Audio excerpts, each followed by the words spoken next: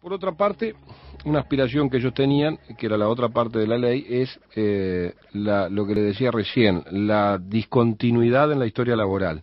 Es decir, no es fácil tener una historia laboral continua. Desde que entró a regir la historia laboral, precisamente, se le hace muy difícil poder acceder a una jubilación. Entonces nos planteaba la necesidad de tener algún régimen especial jubilatorio que les permitiera, con menos años de trabajo y con menos edad, poder acceder a la jubilación. Porque hay muchos que tienen años ya trabajados. Esta persona que nos planteó el tema en Paysandú hay 3 o 4 casos de personas con enanismo. Nos decía, tiene 40 años aproximadamente. Es decir, que con un poco más de aportes de trabajo que consiga, que los declaren en el BPS, él podría acceder a una jubilación y tener algo digno. Es decir, no solamente depender de una dádiva del Estado, sino tener una jubilación. Y se instrumentó este sistema, que ya existe en la ley de pasividades, que es el 2x1, que se le llama. Es decir, asimilarle cada 2 años trabajados, cada 1 año trabajado, 2 años o lo mismo con la edad. Diputado, y a nivel del Estado, ¿existe un porcentaje de funcionarios a contratar entre personas con discapacidad? Existe una ley que establece eso, sí, lo cual también podrían caber, en este caso, al amparo del artículo 1, si esto se aprobara, podrían considerarse que al contratar un enano estarían cumpliendo con la cuota que le establece la ley a muchas empresas, que no se cumple en muchos casos, en la mayoría de los casos. Convengamos de que no es lo más común ver que las empresas contraten a personas con discapacidades, pero ojalá se llegue a cumplir. En este caso podríamos considerar que está dentro de esa cuotificación, de esa obligación, si se contratara algún enano, de aprobarse esta ley, que repito, este proyecto de ley, que repito, ahora va a tener que pasar por todas las instancias legislativas que no son cortas, ¿no? Claro. ¿Qué ocurre, diputado, a nivel de la accesibilidad del enano en la ciudad? De subirse al transporte colectivo, el amoblamiento. A ver, ahí es donde uno más se convence de que está bien asimilarlos a las personas con discapacidad, porque cuando uno ve las rampas para minusválidos piensa en esas personas, pero no piensa que esas mismas rampas son muy útiles para las personas con enanismo, y sin embargo lo son. Yo creo que Uruguay ha avanzado mucho en eso, ¿no? Hay una legislación que obliga a todos a dar acceso a todas las personas con capacidad diferente, y sin duda que de eso se han beneficiado las personas con enanismo en muchos casos, ¿no? Dice que son de cualquier manera, sí. No, perdóneme. De cualquier manera, la ley contempla en el último de los artículos una serie de obligaciones o de compromisos que el Estado deberá asumir para adecuar, por ejemplo, construir y adecuar el amoblamiento público urbano, que es un poco lo que usted decía recién, como los edificios, transporte. Crear un registro nacional de personas con enanismo que hoy no existe. No existe. ¿Cuántos enanos hay en Uruguay? Es una buena pregunta. Ellos mismos estiman que, de acuerdo a la tasa mundial de enanismo, debería haber en Uruguay entre 150 y 170 personas con este problema. Por eso cuando empecé dije, esto no persigue ningún fin electoral, difícilmente pueda tener ese para fin. Juntar votos. Persigue simplemente un fin de reparar una situación de personas que han nacido diferentes y no por eso tienen que ser dejadas de lado por la sociedad. Más o menos ese es el número, 150, 170. Y bueno, después la ley sigue: promover la inclusión social efectiva de la convivencia pacífica, impulsar el acceso y permanencia a la educación, el empleo, la salud, medio ambiente, fomentar proyectos productivos, etcétera. Obligaciones propias de una sociedad. Y que los trate de forma de incorporarlos. Exactamente, que le dé todas las garantías para que puedan incorporarse a desarrollar las mismas cosas que podemos desarrollar las personas que no tenemos esos problemas, ¿no? Claro. Y después, si esto se llegara a aprobar, diputado, lo bueno sería que se cumpliera con la ley, ¿no? Porque usted me recordaba recién sobre ese porcentaje que el Estado debería contratar de sus funcionarios, que muchas veces no se cumple. No se cumple, ¿no? Inclusive nosotros recibíamos y recibimos planteos de personas que tienen alguna discapacidad y que nos piden, que se quejan, digamos, de que no pueden acceder a un empleo público cuando la ley los obliga a hacerlo, ¿no?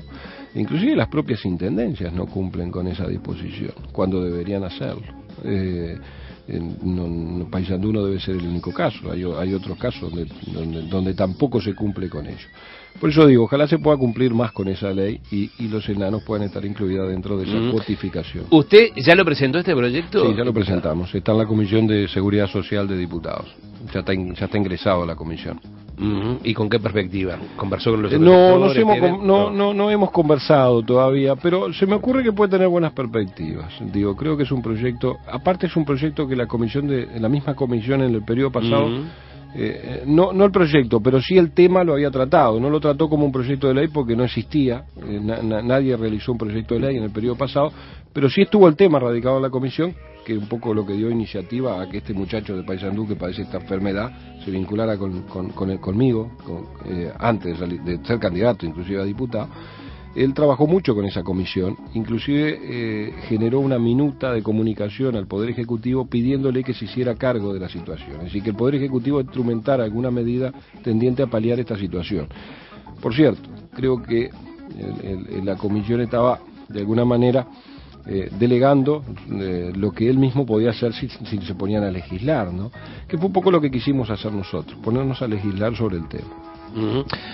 Bueno, muy bien, señores, el diputado Walter Berry, que es diputado del Partido Colorado de Vamos Uruguay, en Paysandú, ser colorado en Paysandú no es fácil, ¿no? A ver, el problema es que nos han intentado blanquear un poco, pero no es tan así.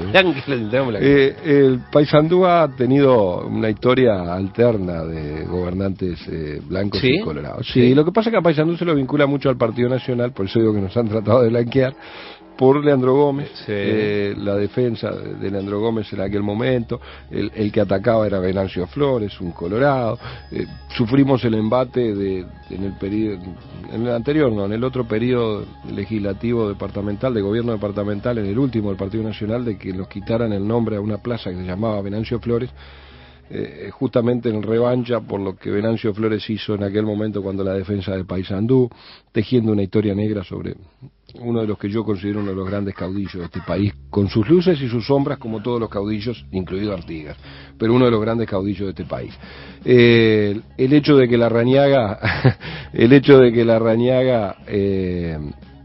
es oriundo de Paysandú, fue 2 veces intendente, candidato a presidente por el Partido Nacional, hace que todos piensen que es cierto. En estos últimos tiempos, desde que apareció Larrañaga en el contexto político departamental, más se blanquizó, totalmente. Y van a volver a plantear tanto que el Partido Colorado ha sufrido mucho ese proceso de que la gente vote al Partido Nacional, ¿no? Tanto es así que en la última instancia electoral de mayo votamos muy mal, en torno a un 8 o 9%, porque la gente optó por darle el triunfo a un candidato del Partido Nacional. Es decir, los colorados optaron por votar a un candidato del Partido Nacional antes de que ganara nuevamente el candidato del Frente Amplio. Con criterios que yo no comparto a la hora de votar, porque yo creo que hay que votar a favor de algo y no contra algo, pero bueno, en definitiva lo hemos sufrido.